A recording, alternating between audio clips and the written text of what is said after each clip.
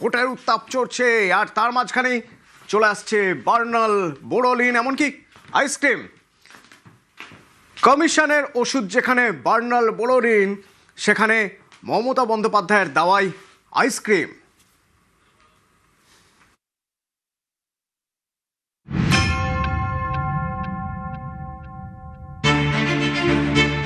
পুড়ে গেলে বার্নাল,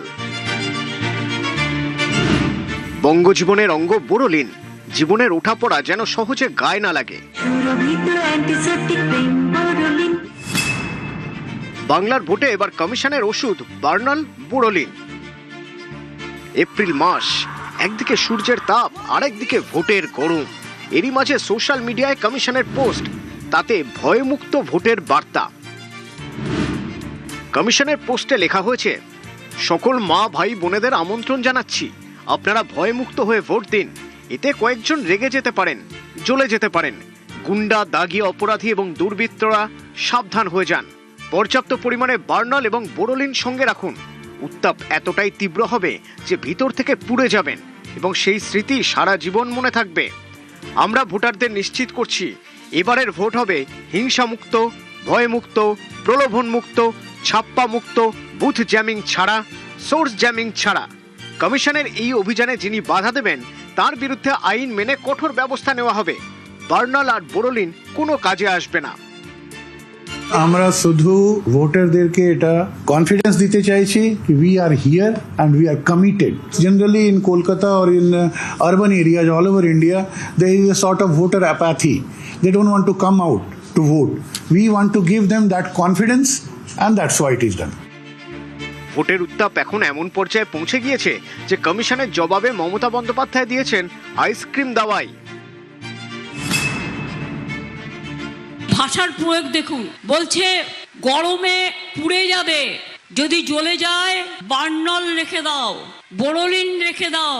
এই সমস্ত সার্কুলার ইউজ করা হয়েছে। কাদের এত ভয় দেখাচ্ছেন, কাদের এত চমকাচ্ছেন? হিম্মত থাকলে সরাসরি মানুষের সাথে লড়াই করুন।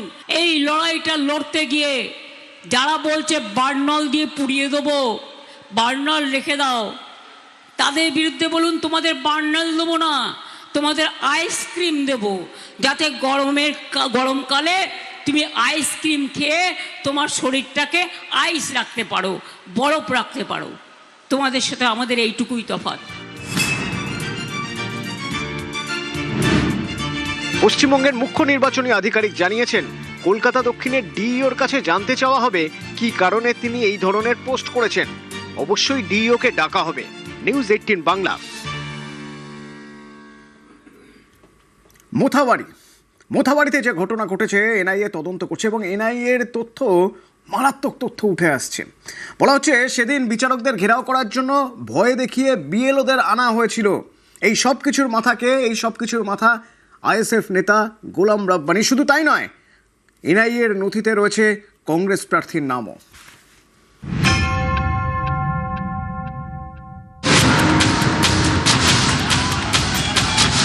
পয়লা এপ্রিল মালদায় অশান্তি, নামবাদের প্রতিবাদে কালিয়াচক 2 নম্বর বিডিও অফিসে ঘন্টার পর ঘন্টা ঘেরাও করে রাখা হয় 7 বিচারককে। তাঁদের গাড়ি ভাঙচুর করা হয়। এই ঘটনার তদন্ত করছে এনআইএ। প্রাথমিক তদন্তে তার আগেই জানতে পারে কালিয়াচকের অশান্তির পেছনে রয়েছে বৃহত্তর ষড়যন্ত্র এবং পরিকল্পনা। গত রবিবার তারা গোলাম রাব্বানিকে গ্রেফতার করে। তিনি মালদার মোথাবাড়ি পঞ্চায়েতের আইএসএফ সদস্য। স্থানীয়দের জিজ্ঞাসাবাদ করে এনআইএ জানতে পেরেছে, পয়লা এপ্রিল পরিকল্পনা করেই বিচারকদের আটকানো হয়। এর জন্য হাতিয়ার করা হয়েছিল এসআইআর এর কাজে নিযুক্ত বিএলওদের। আইএসএফ নেতা গোলাম রাব্বানির নির্দেশে ভয় দেখানো হয় একাধিক বিএলওকে। বিএলওদের বলা হয়, যাদের নাম বাদ গেছে তাদের নাম তালিকায় তোলার জন্য গ্রামবাসীদের হয়ে বিচারকদের কাছে দাবি জানাতে। শুধু তাই নয়, বিচারকদের আটকে রাখতে বাদ যাওয়াদের জড়ো হওয়ার নির্দেশ দেওয়া হয়েছিল।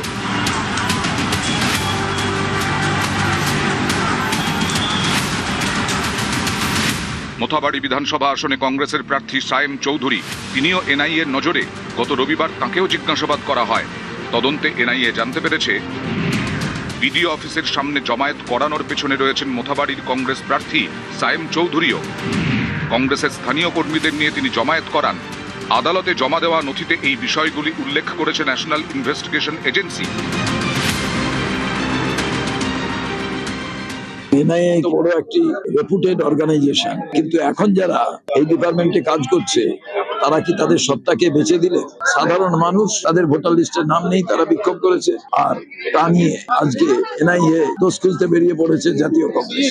আর কত দালালি করবে? তৃণমূল কংগ্রেসের ভোটের অনুপ্রেরণায় হয়েছে। পশ্চিমবঙ্গে কি করে মিল ঢুকতে পারে, হুমায়ুন কি করে বাবরি মসজিদ তৈরি করবে বলার সাহস দেখাতে পারে। পুলিশ পর্যন্ত আক্রান্ত, পুলিশের পরিবাররা আক্রান্ত। তৃণমূলের বিধায়ক নিজের পরিবার নিয়ে মুর্শিদাবাদ ছেড়ে অন্য জায়গায় চলে গেছেন। এখন আপনারা যদি সচেতন না হন, আগামী দিনে এটা বাংলাদেশ হয়ে যাবে। নিউজ 18 বাংলা। ভোটের মুখে সক্রিয় ইডি, আইপ্যাকের অন্যতম ডিরেক্টর ভিনেশ চান্ডেল গ্রেপ্তার এবং প্রতীক জৈনের স্ত্রী ও ভাইকে তলব করা হয়েছে দিল্লিতে, জানিয়ে সরগরম ভোটের রাজনীতি চর্চায় বিজেপি তৃণমূল।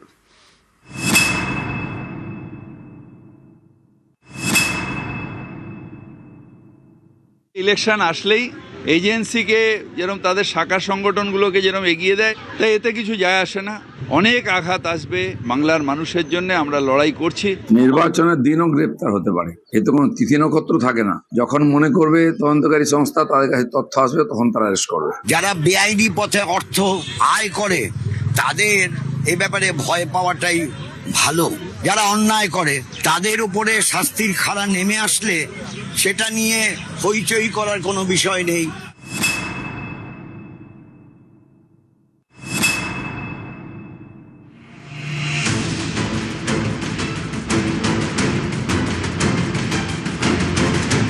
ভিনেশ চান্ডেল আইপ্যাকের সহ প্রতিষ্ঠাতা। কয়লা দুর্নীতি মামলায় সোমবার রাতে তাকে গ্রেফতার করে কেন্দ্রীয় এজেন্সি ইডি। 2রা এপ্রিল ভিনেশের দিল্লির বাড়িতে তল্লাশি চালায় ইডি। সোমবার সকালে দিল্লিতে ইডির সদর দপ্তরে ভিনেশকে তলব করা হয়। সেখানেই দীর্ঘ জিজ্ঞাসাবাদের পর গ্রেফতার। এ নিয়ে সরব হয়েছেন অভিষেক বন্দ্যোপাধ্যায়। তৃণমূলের সর্বভারতীয় সাধারণ সম্পাদক সোশ্যাল মিডিয়ায় পোস্ট করেছেন। এক্স পোস্টে অভিষেক লিখেছেন, বাংলার ভোটের 10 দিন আগে আইপ্যাকের সহ প্রতিষ্ঠাতা ভিনেশ চান্ডেল গ্রেফতার। এই গ্রেফতারি শুধুমাত্র উদ্বেগজনকই নয়, লেভেল প্লেইং ফিল্ডের মূল ধারণাকেই নড়িয়ে দিয়েছে। যখন পশ্চিমবঙ্গ অবাধ ও সুষ্ঠু নির্বাচনের দিকে এগিয়ে যাচ্ছে, সেই সময় এই পদক্ষেপ স্পষ্ট বার্তা, বিরোধী রাজনৈতিক দলে হয়ে কাজ করলে আপনি টার্গেট হয়ে যাবেন। এটা গণতন্ত্র নয়, ভয় প্রদর্শন। বাংলাকে ভয় দেখিয়ে দমানো যাবে না, বাংলার কণ্ঠরোধ করা যাবে না, বাংলা কারো কাছে মাথা নত করবে না। বাংলায় 23 এপ্রিল প্রথম দফার ভোট, 13 এপ্রিল গ্রেফতার আইপ্যাক কর্তা। এ নিয়ে শুরু হয়েছে রাজনৈতিক তরজা।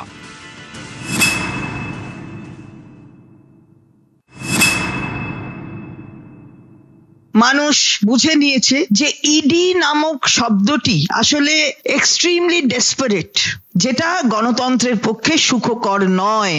বুঝতে পেরে গেছে হার নিশ্চিত। ওই 1, 2, 3, 4 মমতা ব্যানার্জি বারবার, দিদি বারবার এ বিষয়ে সিদ্ধান্ত নিয়ে নিয়েছে বাংলার মানুষ। কে গ্রেপ্তার হচ্ছে না হচ্ছে দেখবার মতো সময় আমাদের কাছে নেই, চিন্তা করার অবকাশ নেই। এসবের কোনো প্রভাব এই মুহূর্তে পশ্চিমবঙ্গের জনগণে নেই। এই চোর পুলিশ খেলা অনেকদিন ধরে চলছে, মানুষ এবার স্থির করে নিয়েছেন চোর তারাই তাড়াবে। সেই জন্য এবারে নির্বাচনটা হয়ে গেছে জনতা ভার্সেস মমতা।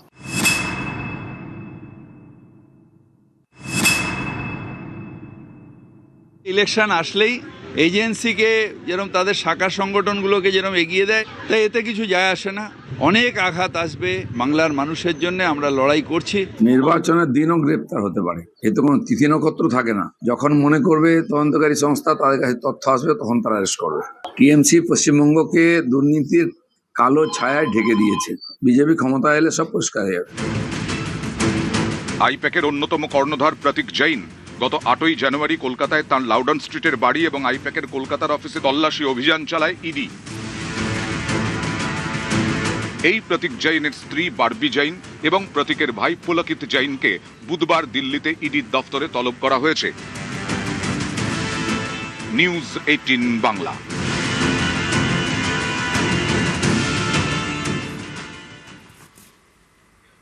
নদীতে জমে জঞ্জাল, নদীর বুকের উপর দিয়ে রাস্তা, যন্ত্রণায় যমুনা।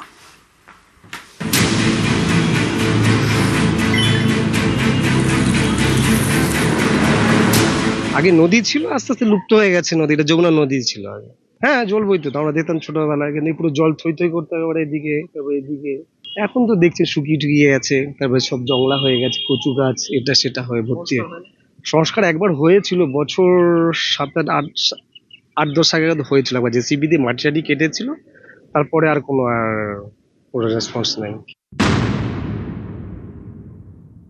আমরা যমুনা নদীর সংস্কার আমার জন্য সবচেয়ে একটা ইম্পর্টেন্ট ইস্যু, এবং আমি আমার নির্বাচনী ইশতেহারেও আমি এটা রাখছি যে গঙ্গার সঙ্গে যমুনা নদীকে আমরা কানেক্টেড করে দেবো।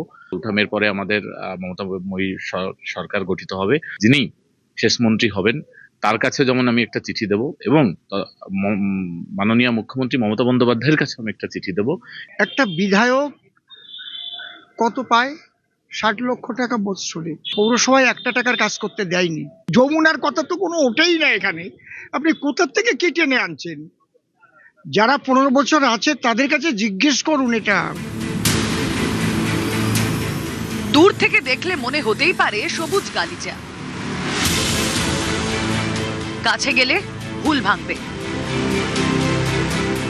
বোঝা যাবে এটা নদী। নদীয়ার হরিণঘাটা বিধানসভা কেন্দ্রের বিস্তীর্ণ এলাকা দিয়ে বয়ে যাওয়া যমুনা। কলকাতা শিলিগুড়ি যাওয়ার 12 নম্বর জাতীয় সড়ক ঘেঁষা যমুনার বুকে তৈরি হয়েছে রাস্তা। কোথাও যমুনার বুকে আবর্জনা, নদীর দম বন্ধ। কোথাও নদীর গতিপথ আটকে চলছে মাছ চাষ। আমাদের ব্রিজের উপর দিয়ে জল যেত, এই মাথা তো মাথা দড়ি বেঁধে দিত, সেই দড়ি ধরে ধরে নিটানে মানে এবারের থেকে এবারে যেতাম। এখন যমুনা মানে জল কম, শুকিয়ে গেছে। আগে নদী ছিল, আস্তে আস্তে লুপ্ত হয়ে গেছে নদীটা, যমুনা নদী ছিল আগে। হ্যাঁ, জল বইতো, আমরা দেখতাম ছোটবেলায়, কিন্তু পুরো জল থই থই করতে হবে এদিকে, তারপরে এদিকে। এখন তো দেখছি শুকিয়ে টুকিয়ে গেছে, তারপরে সব জংলা হয়ে গেছে, কচু গাছ এটা সেটা হয়ে ভর্তি। সংস্কার একবার হয়েছিল বছর 7-8-10 আগে হয়েছিল, একবার জেসিবি দিয়ে মাটি টাটি কেটেছিল, তারপরে আর কোনো রেসপন্স নাই। 21শে হরিণঘাটায় যেতেন বিজেপির অসীম সরকার, এবারও তাঁকেই প্রার্থী করেছে বিজেপি। আর তৃণমূলের প্রার্থী রাজীব বিশ্বাস। আপনি এগুলো আমাকে জিজ্ঞেস না করে না, এগুলো যারা ক্ষমতায় আছে তাদের জিজ্ঞেস করুন। আর আমার সরকার যখন আসবে, বিজেপি সরকার না করলে তখন আমার কাছে আসবে। একটা বিধায়ক কত পায়? 60 লক্ষ টাকা বৎসরে। পৌরসভায় 1 টাকার কাজ করতে দেয়নি। যমুনার কথা তো কোনো ওঠেই না এখানে। যারা 15 বছর আছে তাদের কাছে জিজ্ঞেস করুন এটা। যদিও একটা দল বলছে যে তারা মাছ মাংস বিক্রি বন্ধ করে দেবে, আহারের পাতে অন্তত দুবেলা মাছ লাগে, তাই আগামী দিনে এই জেলেদের জীবিকা, তার সঙ্গে এই যে খারিফ শস্য, বিভিন্ন যে শস্য তৈরি হয় হরিণঘাটার দুপাশে, আমরা যমুনা নদীর সংস্কার আমার জন্য সবচেয়ে একটা ইম্পর্টেন্ট ইস্যু, এবং আমি আমার নির্বাচনী ইশতেহারেও আমি এটা রাখছি যে গঙ্গার সঙ্গে যমুনা নদীকে আমরা কানেক্টেড করে দেবো। উঠামের পরে আমাদের মমতাময়ী সরকার গঠিত হবে, মাননীয় মুখ্যমন্ত্রী মমতা বন্দ্যোপাধ্যায়ের কাছে আমি একটা চিঠি দেবো।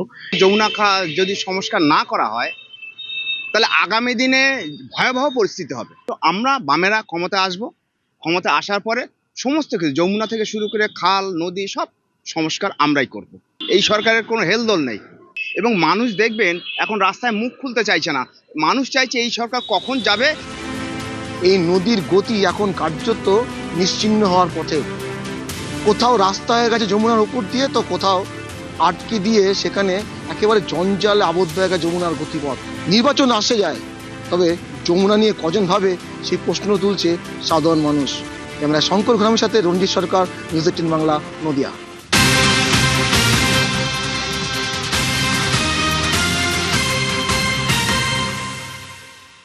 ফালাকাটার বিজেপি প্রার্থী দীপক বর্মন ফের একবার আক্রান্ত প্রচারে গিয়ে। এর আগে শুক্রবার আক্রান্ত হয়েছিলেন, আরও একবার দেখা যাচ্ছে চা বাগানে, সেখানে তিনি প্রচার করতে গিয়েছিলেন এবং প্রচারে গিয়ে আক্রান্ত হয়েছেন।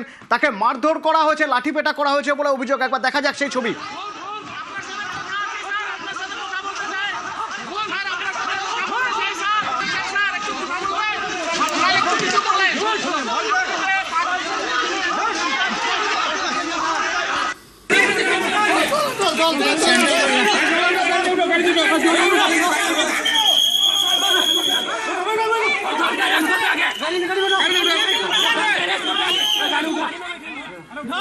বিজেপি প্রার্থী দীপক বর্মন, তাকে বেধড়ক মারধর করা হয় বলে অভিযোগ। দীপক বর্মনের যে ড্রাইভার, গাড়ির যে ড্রাইভার চালক, তার মাথা ফেটে যায়। কারা ঘটালো এই ঘটনা, কাদের বিরুদ্ধে অভিযোগ উঠছে? রাজকুমার রয়েছে আমার সঙ্গে। রাজকুমার, একদমই দেখো অতটা বিজেপির যে অভিযোগ সেটা হচ্ছে তৃণমূল আশ্রিত কিছু দুষ্কৃতী এই কাণ্ড ঘটিয়েছে বলে কিন্তু ফালাকাটার যে বিজেপি প্রার্থী দীপক বর্মন কিন্তু তিনি অভিযোগ করেছেন, যদিও এই অভিযোগ অস্বীকার করেছে তৃণমূল কংগ্রেস। এবং এখানে আরো উল্লেখযোগ্য ঘটনা, যে বাইক আমরা পাচ্ছি দীপক বর্মনের, আমি অনুরোধ করবো যে অতটা সম্ভব হলে দীপক বর্মনের বাইকটা চালানোর জন্য। সেটা হচ্ছে যে তিনি কিন্তু পরিষ্কার বলছেন যে কেন্দ্রীয় বাহিনীর যে জওয়ানরা আছে তারা উল্টে বিজেপির যে কর্মীরা ছিল তাদেরকে মারধর করেছে এবং হাতজোড় করে তিনি যে পর্যবেক্ষক ছিলেন সেখানে যখন ঘটনার পর পর্যবেক্ষক পৌঁছায় তার কাছে অনুরোধ করেছেন যে অমিত শাহকে ঘটনা জানানোর জন্য যে বাংলার এই অবস্থা। এবং শুধু তাই নয়, আজকে কিন্তু ফালাকাটার যে কাদম্বিনী চা বাগান, সেই কাদম্বিনী চা বাগানে কিন্তু প্রচারে গেলে এই ঘটনা ঘটেছে এবং বিজেপি প্রার্থীর অভিযোগ যে তাকে মারধর করা হয়েছে, তার লোকজনকে মারধর করা হয়েছে এবং কিছু বিজেপির কর্মীরা জখম হয়েছেন। এর আগেও শুক্রবার কিন্তু বিজেপির এই প্রার্থী দেওগাঁও এলাকায় বাধার মুখে পড়েছিলেন, সেদিনও হামলার অভিযোগ ছিল। ফলে পরপর বিজেপি প্রার্থী কিন্তু ফালাকাটাতে হামলার মুখে পড়ছেন বা প্রচারে বাধার মুখে পড়ছেন। ওকে, ধন্যবাদ।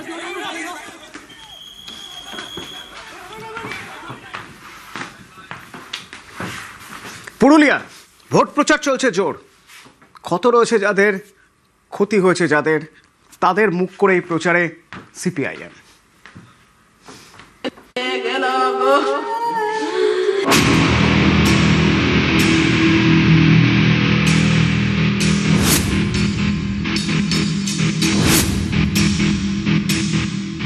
এখানে আমরা 37 জন শহীদকে স্মরণ করেছি।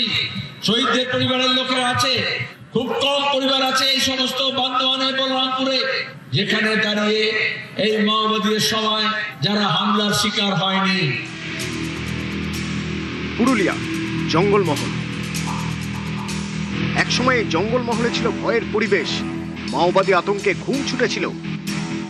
2009 আমি, আমার দাদু আর আমার একটা কাকু বাইক নিয়ে, সেই সময় মাওবাদীরা 6-7 জন আসে, সেলার বন্দুক নিয়ে আসে, আমাদেরকে এলো পাশাপাশি গুলি করে। আমার দাদু ওখানে মারা যায়, আমার গুলি লেগেছিল এইখানে পিঠে ঠেঙে, গা ছাড়া হয়ে যায়, গা ছাড়া হয়ে বলরামপুর আসে।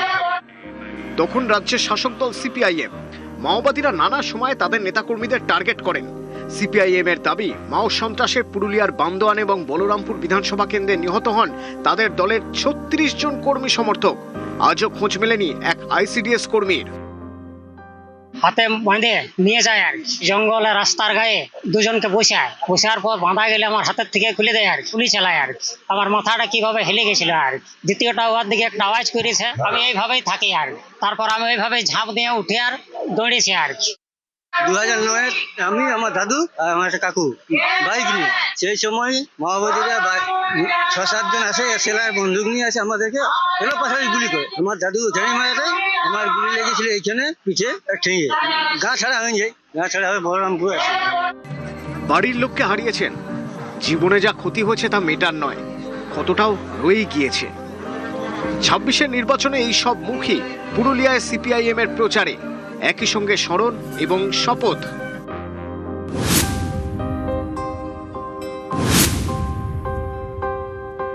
এখানে আমরা 37 জন শহীদকে স্মরণ করেছি। শহীদদের পরিবারের লোকেরা আছে, খুব কম পরিবার আছে এই সমস্ত বান্দোয়ানে বলরামপুরে, যেখানে দাঁড়িয়ে এই মাওবাদীর সময় যারা হামলার শিকার হয়নি। মমতা ব্যানার্জি গদিতে বসার জন্য এই মাওবাদীদের স্টেনগানার, মেশিন গান আর ল্যান্ড মাইন নিয়ে এ রাজ্যকে ছাড়খাড় করতে চেষ্টা করেছেন। সবাই মিলে বলেছিল লাল হটা দেশ বাঁচাও। লাল হটেছে কিন্তু দেশ বাঁচেনি, তাই দেশকে বাঁচাতে হলে আবার লাল ঝান্ডাকে মজবুত করতে হবে। আজকে পুরনো যে স্মৃতি সেগুলোকে তুলে ধরছেন, ওনাদের অকর্মণ্যতা এবং ওনাদের যেখানকার পরিকল্পনা। জঙ্গলমহল বলে পশ্চিমবঙ্গে কোনো 3টি জেলা আছে, সেটা ওনারা জানতেন না 35 বছর 34 বছর। আজকে সাধারণ মানুষ এই উন্নয়ন, সেই উন্নয়নের কথা আপনারা দেখছেন। রাস্তাঘাট তখন কি ছিল, এখন কেমন আছে, পুরনো স্মৃতি কোন রকমই মানুষ আর মাথায় আনতে চাইছে না। সেই সমস্ত কালো দিন, দিদির উন্নয়নে মমতার পরশে এখন জঙ্গলমহল ভাসছে। পুরুলিয়া থেকে ইন্দ্রজিৎ মণ্ডল, নিউজ 18 বাংলা।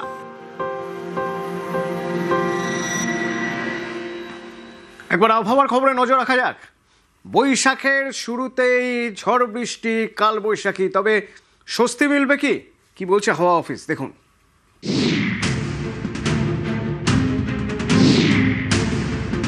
গরমে হাঁসফাঁস, চৈত্রের শেষ বেলায় পুড়ছে বাংলা, চাঁদি ফাটা গরমে ঘেমে নিয়ে একশেষ। বৈশাখে কিন্তু স্বস্তির খবর, বুধবার থেকেই বঙ্গে ঝড় বৃষ্টি। পয়লা বৈশাখ থেকে দক্ষিণবঙ্গে ঝেঁপে বৃষ্টি, সঙ্গে ঝোড়ো হাওয়া। উত্তর ও দক্ষিণ 24 পরগনা, পুরুলিয়া, বাঁকুড়া, পশ্চিম মেদিনীপুর, ঝাড়গ্রাম, পূর্ব ও পশ্চিম বর্ধমানে বৃষ্টির পূর্বাভাস। 40 থেকে 50 কিলোমিটার বেগে বইতে পারে ঝোড়ো হাওয়া। এর পরের দিনই কালবৈশাখী। বৃহস্পতিবার বৈশাখের দ্বিতীয় দিনে কালবৈশাখী হতে পারে দক্ষিণবঙ্গের একাধিক জেলায়। আগামী শুক্রবার পর্যন্ত চলবে ঝড় বৃষ্টি। এসবের পরেও গরম সেভাবে কমবে না, কোথাও কোথাও বাড়তেও পারে। পশ্চিমের জেলাগুলিতে ছুঁতে পারে 40 ডিগ্রি সেলসিয়াস।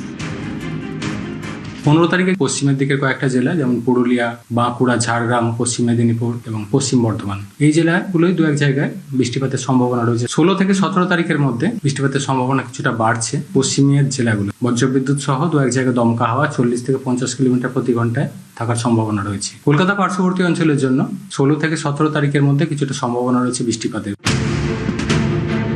দক্ষিণবঙ্গের পাশাপাশি উত্তরবঙ্গেও চলবে বৃষ্টি, সঙ্গে দমকা হাওয়া। দিল্লি উত্তরের জেলাগুলো অর্থাৎ দার্জিলিং, কালিম্পং, জলপাইগুড়ি, কোচবিহার, আলিপুরদুয়ার, এই জেলাগুলো দু এক জায়গায় বৃষ্টিপাতের সম্ভাবনা রয়েছে আজকের দিনটা 14 তারিখ। 15 তারিখ থেকে উত্তরবঙ্গের উত্তরের জেলাগুলোয় কিছুটা সম্ভাবনা বাড়ছে, বিক্ষিপ্তভাবে বৃষ্টিপাতের সম্ভাবনা থাকবে 15 তারিখ থেকে পরবর্তী কিছুদিন। উত্তরের 5টা জেলা অর্থাৎ দার্জিলিং, কালিম্পং, জলপাইগুড়ি, কোচবিহার, আলিপুরদুয়ার, এই জেলাগুলোয়। এছাড়া মালদা, 2 দিনাজপুরেও কিছুটা সম্ভাবনা থাকছে 15 থেকে 18 তারিখের মধ্যে স্থানীয়ভাবে বৃষ্টিপাতের। নিউজ 18 বাংলা।